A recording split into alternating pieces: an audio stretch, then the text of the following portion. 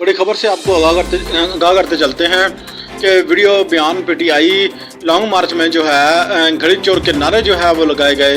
और सबसे बड़ी खबर से आपको आगाह करते चलते हैं कि पीटीआई चेयरमैन इमरान खान साहब के खिलाफ जो है लॉन्ग मार्च में जो है अभी घड़ी चोर के नारे जो है वो लगाए गए हैं। और वीडियो बयान में आप जो है देख सकते हैं। और इमरान खान के खिलाफ जो है लगाए जाने वाले नारों की वीडियो जो है सोशल मीडिया पर वायरल हो गई। और वीडियो में जो है एक शख्स को इमरान खान का कंटेनर सामने से गुजरता देखकर जो है घड़ी चोर के नारे जो है वो उसने लगाना शुरू कर दिए।